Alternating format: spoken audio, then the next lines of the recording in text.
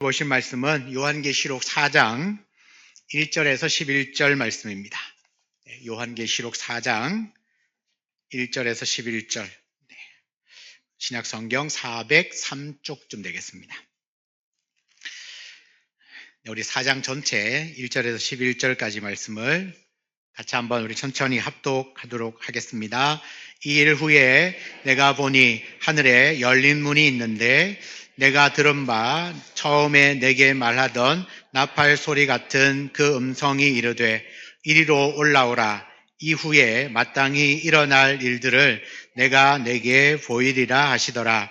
내가 곧 성령에 감동되었더니 보라, 하늘에 보좌를 베풀었고 그 보좌 위에 앉으신 이가 있는데 앉으신 이의 모양이 벽옥과 홍보석 같고 또 무지개가 있어 보좌에 둘렀는데 그 모양이 녹보석 같더라. 그 보좌에 둘려 24 보좌들이 있고 그 보좌들 위에 24 장로들이 흰옷을 입고 머리에 금관을 쓰고 앉았더라. 보좌로부터 번개와 음성과 우레소리가 나고 보좌 앞에 켠 등불 7이 있으니 이는 하나님의 7 영이라.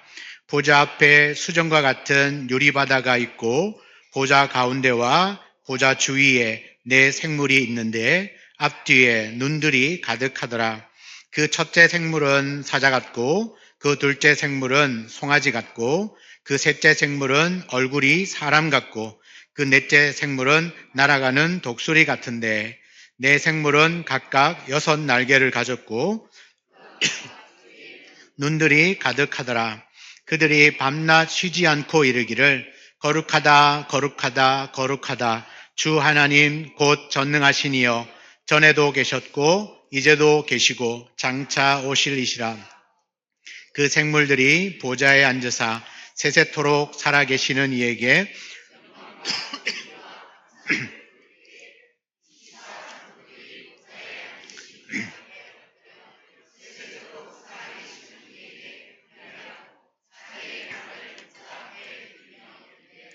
우리 주 하나님이여 영광과 존귀와 권능을 받으시는 것이 합당하오니 주께서 만물을 지으신지라.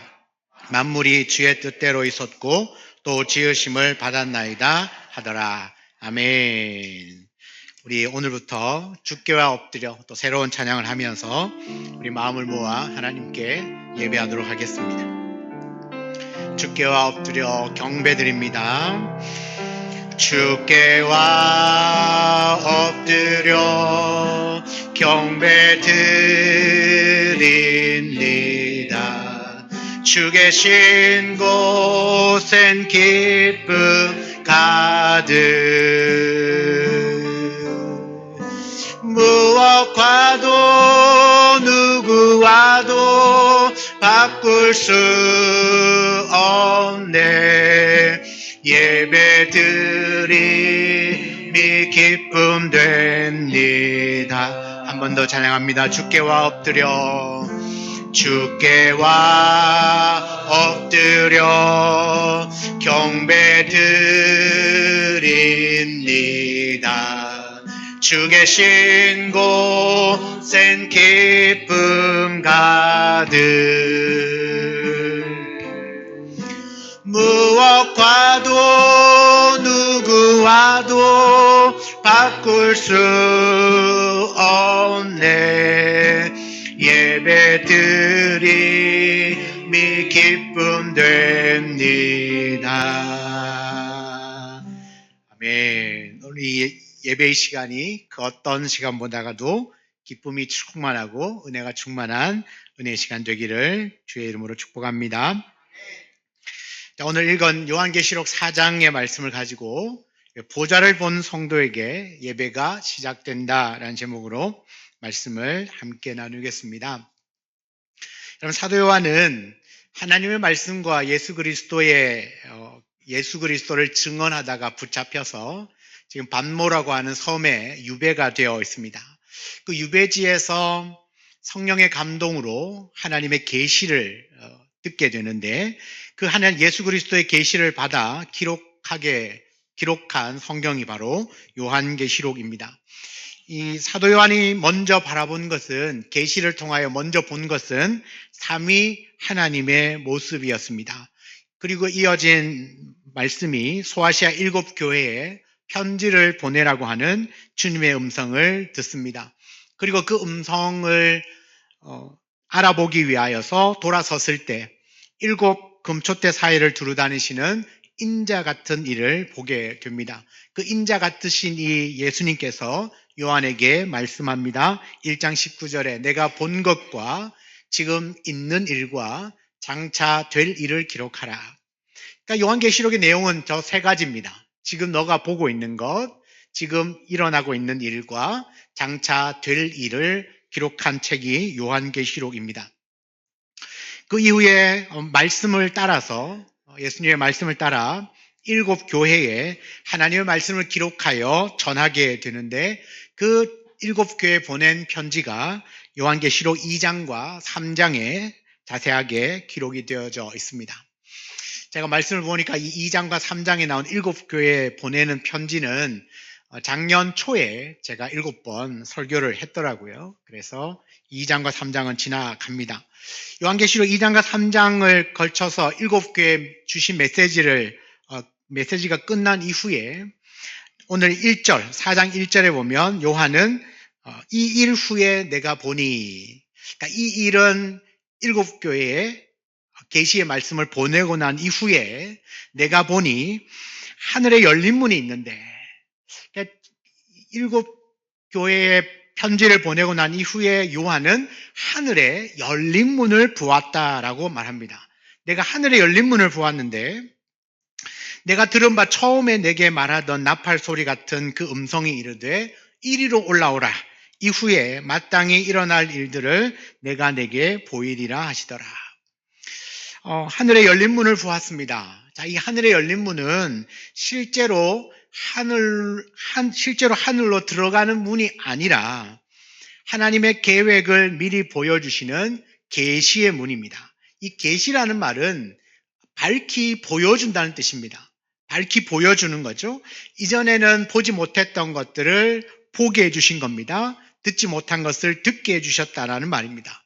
마치 문을 열어서 그 문 안에 있는 것이 무엇인지를 알려줄 것처럼, 알려주시고자 하는 것처럼 문이 확 열리고, 그러니까 계시의 문이 활짝 열린 겁니다.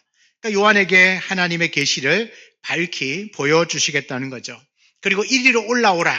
이리로 올라오라. 이 말씀 자체는 요한에게요, 계시를 보여주고 싶은 마음이 너무 큰 거예요. 그래서 하나님이 적극적으로 올라와서 보라고 말씀을 하고 있는 겁니다. 이로 말미암아 요한은 성령의 감동으로 어느 누구도 깨닫지 못하고 보지 못한 것을 보게 됩니다. 성령의 감동으로 요한이 가장 먼저 본 것이 뭐냐 하면 2절에 보면 보좌에 앉아 계신 하나님이었습니다. 자, 내가 성령에 감동되었더니 보라, 하늘에 보좌를 베풀었고 그 보좌 위에 앉으신 이가 있는데, 요한이 하늘에 열린 문을 통하여서 가장 먼저 본 것은 하늘에 있는 보좌였습니다. 여러분, 보좌는 앉는 자리를 말합니다. 앉는 자리, 보좌입니다. 이 4장 전체에도 핵심 단어가 보좌이고요. 12번이나 이 보좌라는 단어가 사용이 되어지고 있습니다. 이것은 우연이 아니라 하나님께서 요한에게 또 교회에게 가장 먼저 보여주고 싶었던 것, 그것은 앞으로 어떤 일이 일어나게 될 것이라는 이야기가 아니라 보좌였다는 겁니다. 보좌. 이 보좌가 의미하는 게 뭘까? 한번 생각을 한번 해보겠습니다. 제가 질문을 할게요. 뭐가 떠오르는지. 청와대. 떠오르는 게 있죠? 자, 백악관, 왕궁. 뭐가 떠오릅니까? 네, 왕, 대통령이 생각나죠? 그러니까 그 보좌라고 하는 이미지는 거기에 앉으신 분이 누군가. 여러분, 백악관이나 우리 청와대는 거기에 계신 분이 이 나라의 통치자죠. 대통령이죠. 그러니까 백악관은, 우리 청와대는 통치자가 있는 곳입니다. 통치가 누가 통치하는가, 누가 다스리는가, 누가 대통령인가 알 수 있지 않습니까? 이 하늘문이 열리고 그 한가운데 보좌가 있습니다. 자, 이 보좌를 보여주셨다는 것은 이 보좌에 누가 앉아 계시는가? 하나님이 앉아 계시는데 그 뜻은 뭐냐? 이 보좌에 앉으신 하나님이 진짜 왕이시다라는 겁니다. 그 하나님이 사도 요한을 통하여서 보여주고 싶은 게 뭐냐 하면 이 땅과 이 세상을 다스리시는 진짜 왕이 누구인가? 생각을 해보십시오. 그 당시에 교회가 어떤 상황입니까? 로마의 황제가요, 높은 보좌에 앉아 있습니다. 그들의 눈에 보이는 것이라고는 로마 황제의 절대 권력입니다. 그리고 그 권력자 로마 앞에 이 교회는 너무나 연약합니다. 존재 가치가 없는, 어쩌면 존재해서는 안 될 것 같은 그런 사람들이 교회였습니다. 로마 황제가 그야말로 신입니다.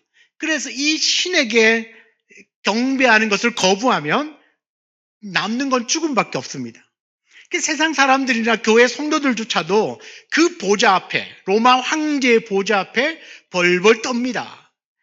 그런데 그때 사도 요한 앞에 펼쳐진 그림이 뭐냐? 여러분, 로마 황제보다 더 높은 저 하늘 영광 중에 보좌가 있습니다. 그리고 그 보좌에 하나님이 앉아 계시는 거죠. 성령님은 이제부터 일어날 일들을 먼저 보여주시기 전에 보좌를 먼저 보여주신 겁니다. 이게 뭘 의미하냐 하면 보좌에 앉아 계시는 하나님이 진짜 이 세상의 통치자이시다. 보좌 위에 하나님이 계시다라는 겁니다. 하나님의 보좌는 하나님의 주권이고 하나님의 다스림이시죠. 지금 세상 나라는 로마 황제의 절대 권력을 가지고 그 황제의 다스림을 받고 있는 것처럼 보이지만 진짜 왕은 로마 황제가 아니라 하나님이시다. 그것을 분명하게 말씀해 주고 있는 겁니다. 사람들은 숨죽여서 신앙생활을 합니다. 왜냐하면 들키면 사자밥이 되거나 심지어는 거리를 밝히는 가로등으로 불태워서 죽이기도 합니다. 그리고는 십자가에 못 박아 죽이기도 하고 아니면 동굴 속에 유배를 보내기도 합니다. 믿음을 가졌다면. 그러니까 얼마나 숨죽여서 조심스럽게 살겠습니까? 그 황제의 권위 앞에 아무도 대적할 자가 없었습니다. 그래서 다 쪼그리고 앉아 있는데 하나님께서 요한에게 뭘 보여주시죠? 보좌를 보여주신 거예요. 이 세상의 통치자, 너희들 눈에 보이는 통치자가 로마의 황제인 것처럼 보이지만 실제로 이 나라와 이 땅을 다스리시는 분은 하나님이시다. 여러분, 저는 하늘 보좌에 계시는 하나님을 제 두 눈으로 똑똑히 보았습니다. 지금은 로마 황제가 너무 강한 것 같고 자기 마음대로 세상을 다스리는 것 같아도 황제가 아니라 하나님이 진짜 왕이십니다. 하나님이 다스리시니 악인들의 세상은 반드시 종말을 맞게 될 겁니다. 그러니까 지금 너무 힘들고 생명의 위협을 받으면서까지 그 엄청난 박해를 받고 있지만, 그리고 그 박해를 견뎌내는 것이 어렵지만 끝까지 견뎌내십시오. 이겨내십시오. 왜냐하면 이 땅은 하나님이 다스리십니다. 여러분, 요한이 하늘 보좌를 보자마자 이 메시지를 아마 전하고 싶었을 겁니다. 사랑하는 성도 여러분, 지금 우리가 살아가는 세상도 마찬가지입니다. 세상이 너무 거대해 보이고 갈수록 하나님의 말씀보다가는 악이 성행하는 세상이 되어가는 것 같습니다. 점점 진리는 사라져가고 있고 사람들은 각자 자기가 원하는 뜻대로 살아가고 있지 하나님의 뜻에는 별로 관심이 없습니다. 그러나 분명한 것은 이 세상의 역사도 교회도 심지어 우리의 삶도 하나님의 통치 아래에 있다는 겁니다. 우리가 이것을 믿는다면 이 현실 앞에서도 결코 좌절하거나 두려워하지 않을 수 있다는 겁니다. 사랑하는 여러분, 하늘의 보좌에 하나님이 앉아 계십니다. 하나님이 이 땅과 역사와 교회와 나의 삶을 다스리시는 진정한 왕이시라는 사실을 분명히 믿으시기를 주의 이름으로 축원합니다. 이제 이 요한의 시선이 그 보좌에 머물지 않고 그 보좌를 둘러싸고 있는 장면으로 확장이 되고 있습니다.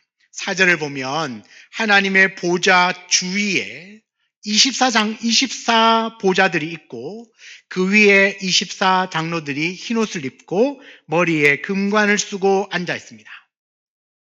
여러분, 한번 머릿속에 그림을 그려보겠습니다. 하늘문이 열립니다. 열렸는데 뭐가 보입니까? 한가운데 하나님 앉아 계시는 보좌가 보입니다. 그리고 그 보좌를 둘러싸고 24 보좌가 있습니다. 자리가 있다는 거죠. 그리고 그 24 보좌에 24명의 장로들이 앉아 있습니다. 그들의 모습은 흰옷을 입고 머리에는 금관을 쓰고 그 보좌에 앉아 있습니다.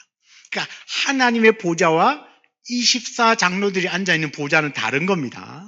가운데에 하나님의 보좌가 있고 아주 질서정연하게 24 장로들이 그 보좌에 둘러 앉아 있습니다. 하나님은 질서의 하나님이시기 때문에 오늘 이 장면도 질서의 하나님을 잘 보여주고 있습니다. 자, 24 장로들은 도대체 누구인가? 여러 가지 해석들이 있지만 우리는 개혁주의 전통을 따르고 있습니다. 개혁주의 전통에서 이 24 장로들은 구약의 12지파와 신약의 12사도를 대표하는 신구약 전체에 하나님의 구속받은 모든 성도들을 말합니다. 그러니까 신약이든 구약이든 옛날이든 지금이든 하나님의 구속을 받은, 하나님께 구원받은 모든 백성 전체를 상징해 오고 있습니다. 우리는 그렇게 이 24 장로들을 바라봅니다. 그들은 하늘 예배에 구속받은 모든 성도들이 다 그 예배의 자리에 참여하고 있는 것이죠. 그리고 이 24 장로들의 입은 흰옷을 입고 있고 머리에는 금관을 씁니다.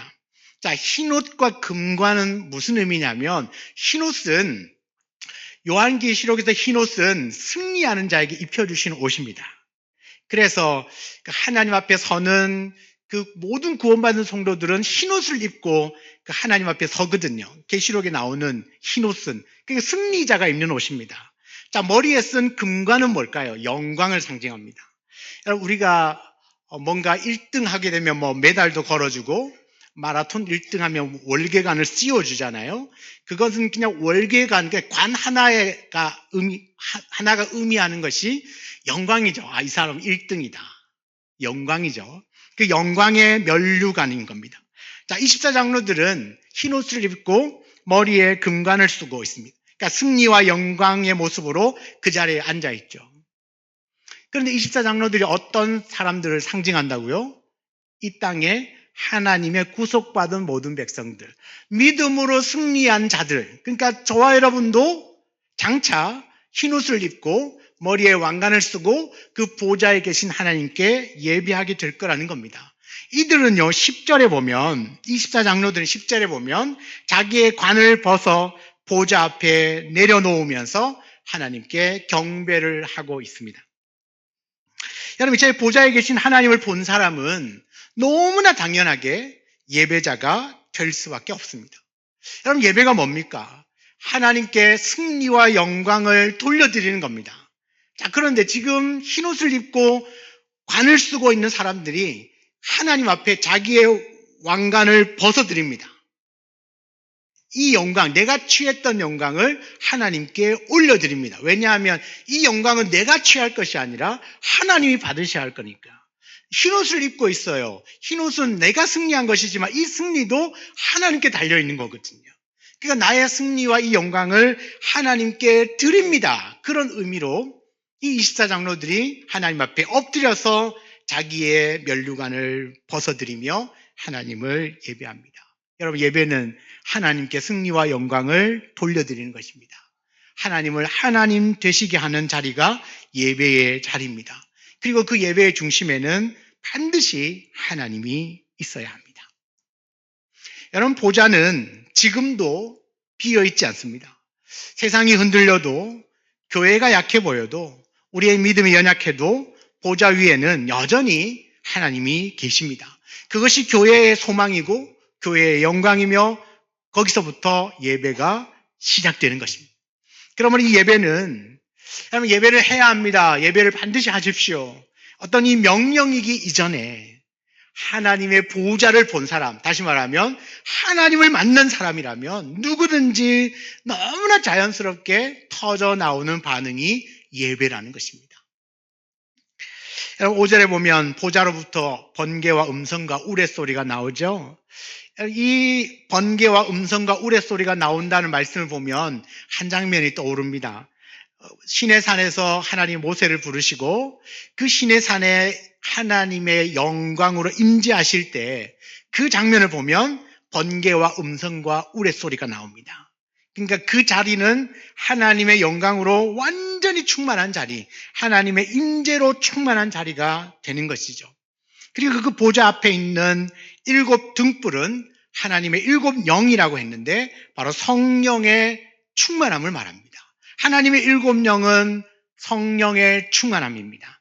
바로 그 보좌로부터 하나님의 임재가 가득하고 하나님의 성령으로 충만히 그 자리가 임하고 있는 상태에서 모두가 다 뭐합니까? 예배를 드리고 있는 것입니다. 그러니까 여러분, 이 예배의 자리는 우리가 지금 단순히 이 예배당에 모여서 예배하는 것으로 보일지는 모르지만 이 공간에 하늘 보좌에 하나님이 앉아 계시고 그 다음 뭘로 둘러 있습니까? 하나님의 임재와 성령의 충만함으로 가득 채워져 있다는 겁니다. 어디가요? 예배의 자리가요. 사랑하는 여러분, 오늘 이 예배의 자리에 하나님의 임재로 성령의 충만함으로 가득하다는 사실을 믿으시기 바랍니다. 바로 그 자리가 예배의 자리예요. 오늘 24장로들이 둘러서 예배하고 있는 그 자리에 오늘 번개와 음성과 우레소리로 임재하시고 하나님의 7 영인 성령으로 충만하게 거하셨던 것처럼 바로 예배의 자리가 그런 자리라는 사실이죠. 그러므로 이 예배는 우리 인간의 열정으로 만들어진 게 아닙니다. 우리가 예배의 순서를 어떻게 정하면 더 하나님이 잘 받으실까? 그게 중요한 게 아니라 정말 우리가 신실하게 정말 하나님이 받으실 만한 하나님께 온전한 예배를 드릴 때 우리가 기대하는 것은 하나님 이 예배에 하나님의 영광으로 임재해 주시고 성령으로 충만하게 하여 주옵소서. 여러분, 우리가 예배를 이렇게 하면 어떻고 저렇게 하면 어떻습니까? 예배 순서에 이게 들어가면 어떻고 이게 빠지면 어떻습니까? 그게 중요한 게 아니라는 이야기예요. 우리가 마음으로 우리가 이 예배를 사모할 때 하나님 우리의 예배 자리에 하나님의 영광으로 임재하여 주시고 성령으로 충만하게 하여 주시면 여러분, 이 성령이 빠진 예배는 솔직히 아무리 인간이 편안하고 유익하고 좋다고 생각하는 형식을 아무리 만들어놔도 성령이 빠지면 그냥 껍데기만 남아있는 겁니다. 그러나 아무것도 없어도 여러분 그 성령이 충만한 예배는 그 예배를 통하여서 우리의 영육이 다시 되살아나게 될 줄 믿습니다. 여러분, 우리가 선교지를 가면 항상 느끼는 게 있습니다. 그들은 별다른 순서가 없어요. 그냥 찬양하다가 기도하다가 갑자기 광고하다가 또 찬양하다가 춤추다가 말씀 전하는 것 같다가 어느샌가 또 찬양하고 있고 하여튼 그렇지만 우리가 생각할 때는 이게 무슨 도대체 예배 순서는 뭐야? 되게 궁금하지만 그런데 2시간, 3시간을 예배를 해도 그들은 절대 그 자리를 떠나지 않습니다. 끝까지 찬송하고 얼마나 행복해하는지 모릅니다. 그러니 우리가 어떤 순서로 우리 인간이 만들어 놓은 어떤 절차로 예배하는가 보다가 더 중요한 건 우리 이 예배 가운데 하나님의 영광으로 임재하여 주십시오. 성령 충만한 예배가 되게 하여 주십시오. 여러분, 성령 충만한 예배가 되면 이 1시간의 예배로 우리의 영혼이 다시 되살아나게 될 줄 믿습니다. 오늘 이 하늘 보좌 향하여서 예배하는 이 24장로들의 모습이 바로 그런 모습입니다. 또 하나가 있습니다. 6절에 보면 4 생물이 있는데요. 사자, 송아지, 사람, 독수리의 형상으로 묘사가 되고 있는 4 생물이 등장합니다. 이 4 생물도 하나님을 찬양하는데요. 사람들은 생각하겠죠. 또 어떤 학자들은 4 생물, 사자는 뭐냐? 송아지는 뭐냐? 독수리는 뭐냐? 이것에 되게 궁금해합니다. 여러분도 궁금합니까? 사자가 뭐냐? 사자는 사자죠. 송아지는 소의 새끼를 송아지라 합니다. 독수리는 그냥 날아다니는 새죠. 이 4 생물이 의미하는 것이 각자 사자가 뭐고 송아지가 뭐고 그 의미보다 더 중요한 게 뭐냐면 이 4 생물이 무슨 일을 하고 있느냐는 겁니다. 실제로 개혁주의 입장에서 이 4 생물은 하나님이 만드신 모든 피조물들을 상징합니다. 하나님이 만드신 모든 피조물들, 그 하나님을 상징하는 모든 피조물들이 뭘 하고 있느냐는 겁니다. 뭘 하고 있는가? 8절입니다. 같이 한번 읽어보겠습니다. 그들이 밤낮 쉬지 않고 이르기를 거룩하다 거룩하다 거룩하다 주 하나님 곧 전능하신 이여 전에도 계셨고 이제도 계시고 장차 오실이시라. 아멘. 모든 피조물 전체를 대표하는 이 내생물들이 밤낮 쉬지 않고 찬양하고 있습니다. 하나님의 보좌에 둘러싸여 있는 이 내생물들이 밤낮 쉬지 않고 보좌에 앉으신 하나님께 찬송하며 예배하고 있습니다. 이 하늘에 드려지는 예배가 멈추지 않아요. 계속해서 예배가 드려지고 있습니다. 왜요? 하나님의 영광이 끝이 없기 때문에요. 하나님의 영광이 다함이 없기 때문에 그 영광에 둘러싸여 있는 24장로들, 그래 구속받은 모든 성도들과 하나님 만드신 모든 피조물들이 그냥 하나님을 향하여 찬양합니다. 우리 좀 전에 찬송가 불렀죠? 8장 거룩 거룩 거룩 그렇게 찬양하고 있다는 겁니다. 거룩하다 거룩하다 거룩하다 전능하신 하나님 그렇게 고백하며 찬송하고 있죠. 여러분 거룩하다 거룩하다 거룩하다 이 거룩은 하나님의 속성 중에 하나가 아니라 하나님의 그 본질 자체이십니다. 하나님은 거룩하신 분이십니다. 그리고 그 히브리적 표현으로 하면 이 3번 반복하는 것은 최상급을 의미합니다. 그러니까 하나님은 거룩 그 자체이신 분이시다. 그렇게 고백하는 것이죠. 거룩하신 하나님 앞에서 우리는 그분 앞에 엎드려 예배할 수밖에 없는 것입니다. 이건 뭐 시켜서 예배하는 게 아니라 그 거룩하신 하나님과 그 보좌를 보는 순간 저절로 예배가 시작되는 거거든요. 예배할 수밖에 없는 그 강력한 이끌림이 있다는 것이죠. 9절과 8절 봅니다. 그 생물들이 보좌에 앉으사 세세토록 살아계시는 이에게 영광과 존귀와 감사를 돌리지 않습니까? 그 생물들이 하나님 만드신 모든 피조물들이 보좌에 앉으신 하나님께 영광과 존귀와 감사를 돌리고 있습니다. 자, 그때에 24장로들은 가만히 있지 않습니다. 하나님의 구속받은 백성들을 상징하는 24장로들도 가만히 서 있지만 않고 앉아 있지도 않습니다. 어떻게 합니까? 24장로들이 보좌에 앉으신 이 앞에 엎드려서 세세토록 살아계시는 이에게 경배하고 자기의 관을 보좌 앞에 드립니다. 그러면 하나님 만드신 모든 피조 세계를 상징하는 내생물들이 하나님 앞에 세세토록 살아계시는 이 앞에 영광과 존귀와 감사를 돌려드릴 때 구속받은 하나님의 백성들도 가만히 있지 않고 일어서서 하나님 앞에 다시 그 앞에 엎드립니다. 여러분, 이 엎드리는 것은 무슨 의미일까요? 당신이 왕이시고 주인이십니다. 여러분, 정확한 표현일지 모르겠지만 여러분 이해를 위하여서 여러분 조선시대에 종과 주인이 있습니다. 하인과 주인이 있습니다. 하인이 주인하고 이렇게 같이 마주서서 이야기 나눕니까? 어떻게 해요? 그렇죠. 그 앞에 엎드려야죠. 주인이 이야기하면 하인은 엎드려서 쳐다보면서 말을 들어야 합니다. 마찬가지예요. 우리가 하나님 앞에 섰을 때 그 보좌에 계신 하나님을 눈으로 목도했을 때 그들은 하나님 앞에 엎드리는 거. 왜요? 당신은 나의 주인이십니다. 당신은 나의 왕이십니다. 그리고 자기의 면류관을 드립니다. 면류관을 드린다는 말은 벗어서 그 발 앞에 내려놓는다는 겁니다. 내가 받았던 영광, 내가 이루었던 성취, 내가 했던 그 모든 것, 나의 정체성들을 하나님 앞에 다 내려놓습니다. 왜요? 나의 자랑, 나의 성취는 다 누가 받으셔야 될 영광입니까? 하나님이 받으셔야 될 영광. 그래서 자기의 관을 벗어서 하나님의 발 앞에 내려놓습니다. 여러분, 보좌에 앉으신 하나님 앞에 엎드려서 관을 내어놓고 하는 고백이 놀랍습니다. 11절입니다. 읽어보겠습니다. 우리 주 하나님이여 영광과 존귀와 권능을 받으시는 것이 합당하오니 주께서 만물을 지으신지라 만물이 주의 뜻대로 있었고 또 지으심을 받았나이다. 하나님은 영광과 존귀와 권능을 받으시기에 합당하신 분이시라고 찬양합니다.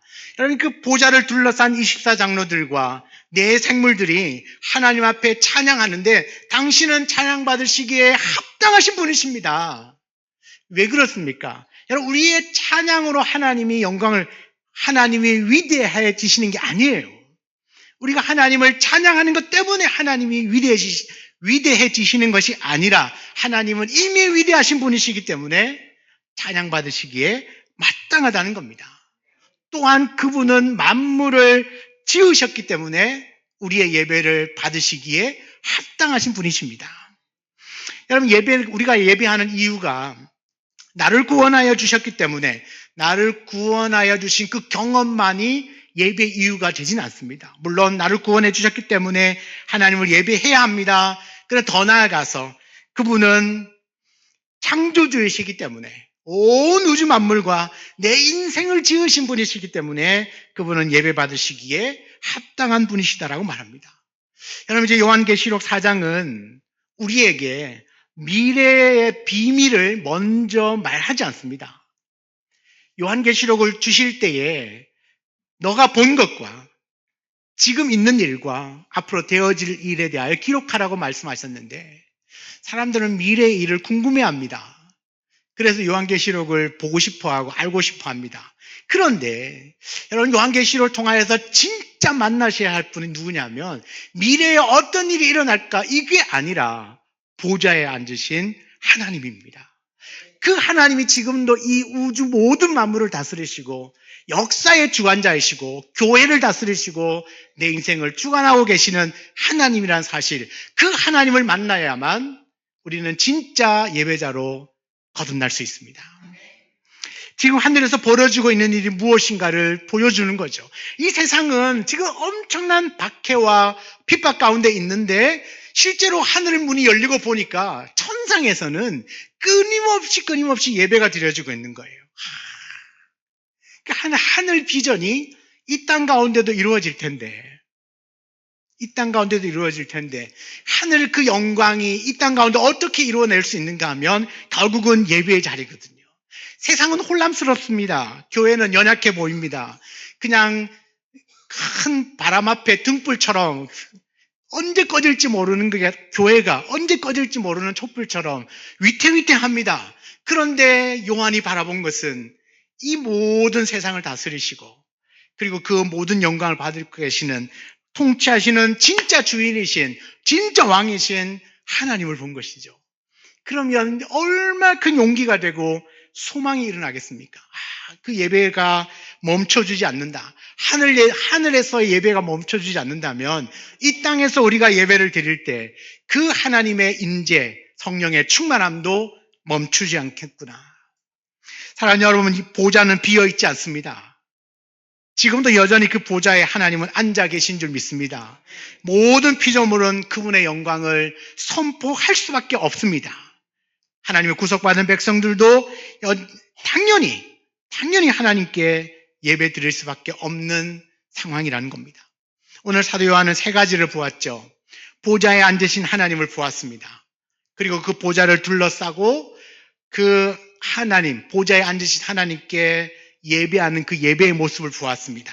그리고 그 예배에는 모든 피조물과 그리고 구원받은 모든 성도들이 자기의 면류관을 내려놓고 보좌 앞에 엎드려서 하나님의 앞에 엎드려 예배하는 광경을 본 겁니다. 여러분, 이 장면은 너무나 자연스러운 것이죠. 4장을 다시 한번 그림을 그려보세요. 하늘문이 열립니다. 보좌가 보이죠. 하나님 앉아 계신 보좌가 보입니다. 그 주변으로 24장로들이 앉아있는 보좌가 보이고 그리고 거기 24장로들이 앉아있고요. 그 옆에 또 네 생물들, 하나님 만드신 모든 피조물들이 쭉 둘러 있습니다. 하나님의 보좌를 가운데 놓고 24장로들과 네 생물들이 쭉 둘러 있습니다.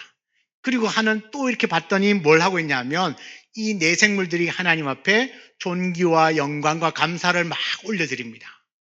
그리고 24장로들이 보좌 앞에 엎드리고 자기 머리에 씌워졌던 왕관을 하나님의 그 보좌 앞에 내려놓습니다. 그리고는 거룩하다 전능하신 하나님, 이제도 계시고 장차 계실 하나님, 모든 영광을 받으시옵소서. 이 찬양이 계속해서 울려 퍼지고 있는 것입니다. 이게 오늘 요한계시록 4장의 모습입니다. 그림이 그려지십니까? 그런데 이것이 천상의 예배이긴 하지만 실제로 우리가 이 땅에서도 꿈꿀 수 있는 예배의 모습입니다. 왜요? 하나님의 성령이 여기 계시기 때문에요. 하나님의 임재가 여기 있기 때문에 하나님이 임재하시고 하나님의 성령이 계시다면 우리도 얼마든지 이 천상의 예배를 경험할 수 있다는 겁니다. 근데 누가 이 예배의 자리를 사모하고 누가 이 예배의 자리에서 하나님을 예배할 수 있는가? 하나님의 보좌를 본 사람, 하늘 보좌를 본 사람, 다시 말하면 하나님을 만난 사람이에요. 사랑하는 여러분, 하나님을 만나셨지 않습니까? 하나님을 만난 경험들이 다 있으실 텐데 하나님의 보좌를 본 사람, 하나님을 만난 사람은 너무나 자연스럽게 예배자가 됩니다. 그리고 이 보좌를 본 교회는 절대 흔들리지 않습니다. 약한 것 같아도 어려운 것 같아도 보좌를 본 교회는 흔들리지 않습니다. 그리고 보좌를 본 성도는 삶의 중심이 절대 바뀌지 않습니다. 너무나 분명합니다. 그 삶의 중심에 뭐가 자리 잡을까요? 너무나 당연하고 자연스럽게 예배가 자리 잡게 됩니다. 성도 여러분, 오늘 예배 이후에도 반드시 예배자로 살아가시기를 주의 이름으로 축원합니다. 내가 살아가는 모든 삶의 현장, 내일 월요일이죠. 그 월요일의 자리에서 여러분 살아가는 그 직장 생활하는 그 자리에서 사람들과의 관계의 자리에서 순간의 선택의 순간마다 여러분 마음의 면류관을 내려놓으시고 내가 주인 되려고 하는 그 고집을 회개하고 진짜 주인이신 하나님, 그 하나님의 주인 되심을 인정할 수 있기를 바랍니다. 그리고 온전한 예배자로 살겠다고 기쁨으로 결단하시기 바랍니다. 여러분 사도 요한이 본 것은 하나님의 보좌를 본 성도에게서 예배가 시작된다는 것입니다. 우리가 하나님을 만나지 못했다면 그 예배는 너무나 힘든 일입니다. 매주일마다 예배의 자리에 나온다는 게 쉽지 않습니다. 그런데 하나님의 영광, 하나님을 본 사람, 하나님을 만난 사람에게는 너무나 자연스러운 겁니다. 그리고 당연히 해야 할 일들로 우리의 인생에 자리 잡은 거죠. 마치 보좌를 둘러싼 24 장로들처럼, 그리고 하나님 만드신 모든 피조 세계들처럼 예배는 너무나 자연스럽고 당연히 흘러넘치게 됩니다. 여러분 하나님의 보좌를 둘러싼 24 장로들처럼 하나님이 창조하신 모든 피조물들처럼 하나님을 찬양하며 예배하는 것이 너무나 당연한 삶이 되시기를 주의 이름으로 축복합니다. 우리의 예배의 삶은 언제나 흘러넘쳐야 합니다. 예배를 한 번 드리면 좋은가, 두 번 드리면 좋은가, 많이 하면 좋습니다. 왜요? 그만큼 하나님의 주인 되심을 내가 인정하고 내 삶에 나를 다스리시는 분, 나의 진짜 주인은 하나님이십니다. 라는 것을 끊임없이 고백하고 끊임없이 하나님 앞에 내가 받아야 할 영광 아닙니다. 하나님이 받으셔야 합니다. 그럴 때 우리는 진짜 겸손히 주님을 따를 수 있기 때문에 예배는 많이 들으면 들을수록 좋을 수밖에 없습니다. 2026년을 시작했습니다. 찬양과 예배 받으시기에 합당하신 하나님께 온 마음과 뜻과 정성과 힘을 다해서 예배하는 우리 모든 성도님들과 우리 모든 교회가 되기를 주의 이름으로 축원합니다. 우리 같이 한번 주신 말씀을 붙들고 기도하겠습니다. 하나님